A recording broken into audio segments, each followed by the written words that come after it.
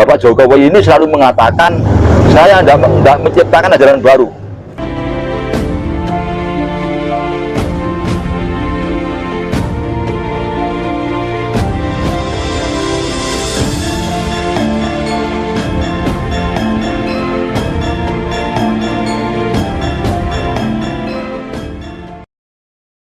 Masuk tahun 2000 kita menyebut ini reformasi. Nah, kata-kata reformasi ini sampai sekarang masih perlu dipertanyakan. Memang ada ya agenda reformasi, itu ada agenda reformasi karena dikontrol apakah agenda reformasi ini sudah kita selesaikan. Tapi kata-kata reformasi itu sendiri kalau kita merujuk kepada Eropa Barat, negara-negara di Eropa Barat itu pada suatu saat juga terjadi reformasi. Abad pertengahan disebut abad reformasi. Tapi apa yang mereka lahirkan dari reformasi ini? Penelitian dan penemuan, revolusi industri, humanisme. Ya. Nah, ini yang ditemukan. Dia akhirnya menyebut abad itu juga penemuan dan penelitian, abad teknologi modern, ditengarai dengan pameran raya di London 1951 itu di mereka hasilkan. Jadi kita apa layak disebut ini reformasi?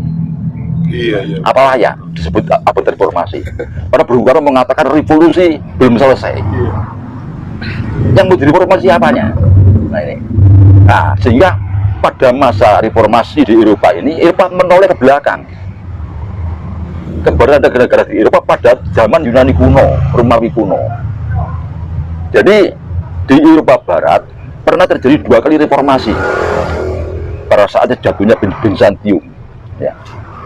Jatuhnya kota Bizantium itu kota yang akhirnya menjadi Ankara, Istanbul itu ya. Itu akhirnya mereka akan sadar, terus mereka mereformasi, menoleh kepada sejarah Yunani kuno dan Romawi kuno, di mana mereka besar. Artinya mereka mencoba untuk kembali ke situ, pemikiran ke situ, terus maju ke depan. Nah, demikian juga pada abad pertengahan. Nah, ini yang perlu kita pahami. Karena dengan pengertian reformasi ini, kita akhirnya yang kita lihat di Eropa Barat itu demokrasinya. Era demokrasi di Eropa Barat itu. Demokrasi ala Eropa Barat. Nah ini. Jadi di samping di situ ada revolusi industri, ada masalah humanisme, Illuminati, prisonerly, juga ada demokrasi. Otomatis demokrasi ini yang diciptakan oleh Eropa Barat ini sesuai dengan jati diri bahasa Eropa Barat yang akhirnya dibawa ke Amerika pada abad 18 tahun 1700 sekian. Bangsa-bangsa yang imigran ke benua Amerika mendirikan negara Amerika dan menyatakan diri merdeka pada tahun 1700 berapa itu beliau merdeka 1776. Nah, sekarang kita berpikir negara besar yang sekarang ini harus diakui dunia bahwa itu adalah negara besar, adalah Amerika Serikat dan Cina.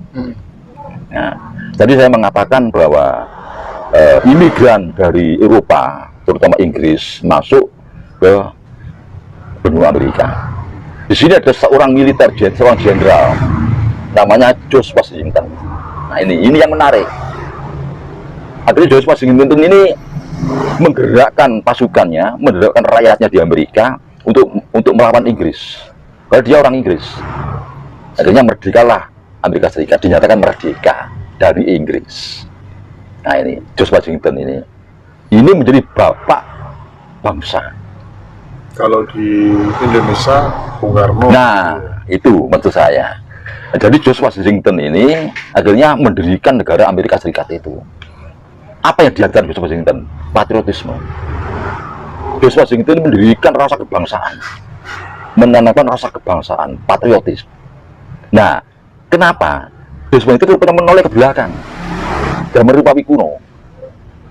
Zaman Romawi itu sebelum Romawi ini besar, di kota Romawi ini ada satu kelompok yang namanya kelompok Patria, patriotik. Ada kelompok patriot, ada kelompok plebeyer. Nah, ada kelompok plebeyer, kelompok patriot. Kelompok patriot ini lah yang bergerak akhirnya membesarkan Romawi, kekaisaran Romawi. Ini yang diambil oleh George Washington. Akhirnya George Washington menjadi sebagai presiden pertama Amerika Serikat.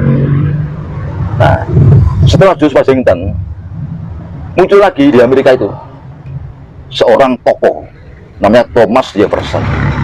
Nah, Thomas Jefferson. Ini presiden Amerika yang keberapa itu? Tahun 1801, dasar itu.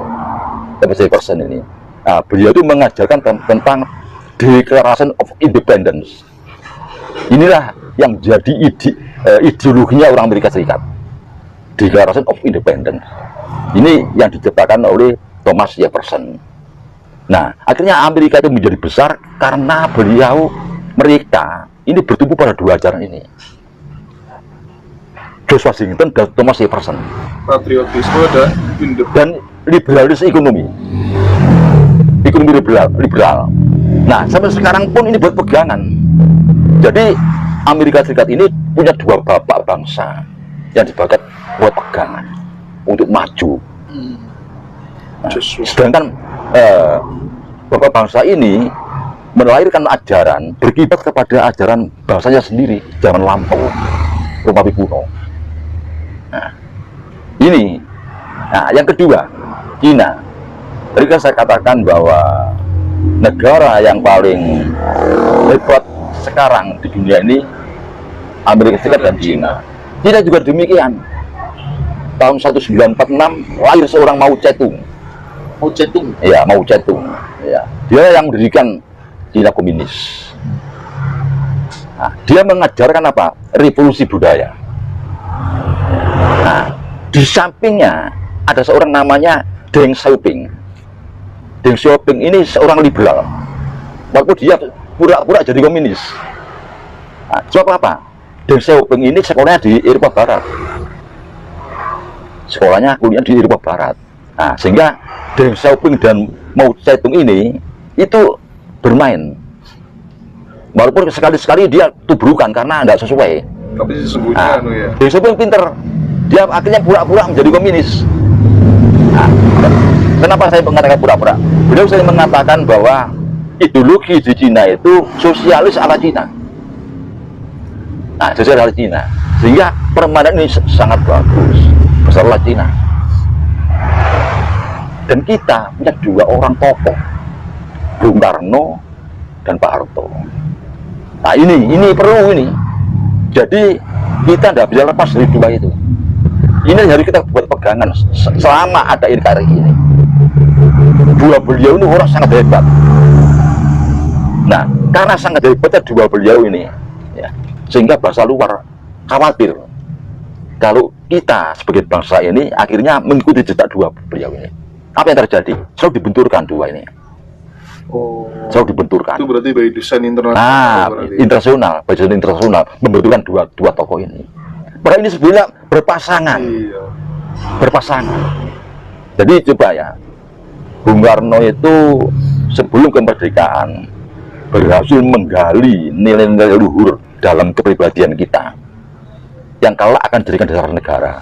Maka ketemulah Pancasila itu, di mana Pancasila itu sebagai jati diri kita, kepribadian kita, ya, pandangan hidup kita oleh Bung Karno dijadikan dasar negara. Artinya apa? Dengan dasar negara Pancasila, maka pemerintah, ya, di dalam meminit negara ini, di dalam meminit pemerintahan ini harus mendasarkan kepada Pancasila. Tadinya Pancasila itu kita pakai dalam kehidupan sehari-hari, kehidupan berumah tangga. Demikian dijadikan dasar negara, harus juga dijadikan kehidupan berbangsa dan bernegara dan bermasyarakat. Ini maksudnya. Nah, lantas demikian bukan digawe oleh Pak Harto. Pak Harto memandang perlu untuk semua bangsa ini ditata tentang Pancasila. Ya, Ika Prastia Pancakarsa itu jadi pedoman penghayatan dan pengamalan Pancasila. Semua Indonesia. Apa ini bukan pasangan dua beliau ini. Iya.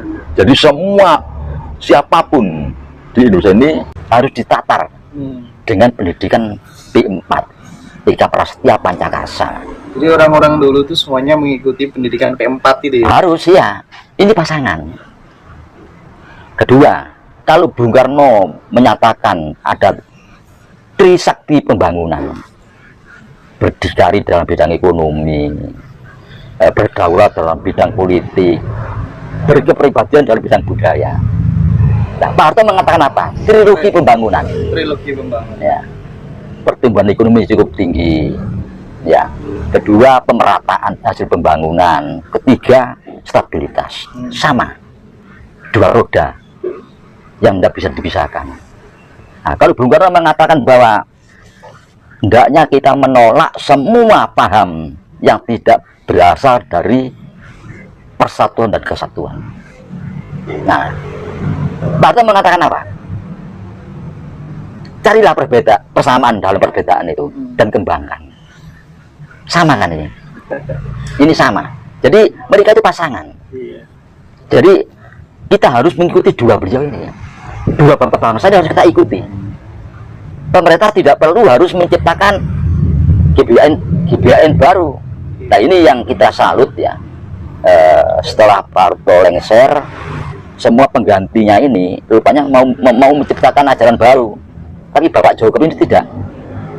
Bapak Jokowi ini selalu mengatakan, saya tidak menciptakan ajaran baru, saya mengikuti ajaran lama. Nah, berarti ajaran Bung Karno dan Pak Harto ini GBHN per 20 tahunan dibagi per 5 tahunan dari pemerintah. Nah, ini terus diteruskan. Nah, ini sama dengan kita melakukan sebagaimana yang dilakukan oleh pemerintahan China dan Amerika. Jadi harus ada dua tokoh di atas ini yang harus kita buat pegangan. Nah, tokoh kita jelas, Bung Karno dan Pak Harto. Makanya dalam setiap ada gejolak apapun, mereka dibenturkan. Ini ada kesengajaan. Kalau mereka itu pasangan, satunya lemah, ini akan ikut lemah. Jadi harus pasangan. Dan semua ajarannya ini saling melengkapi. Ini lepas suka dan tidak suka. Ajaran mereka itu saling melengkapi. Nah, kalau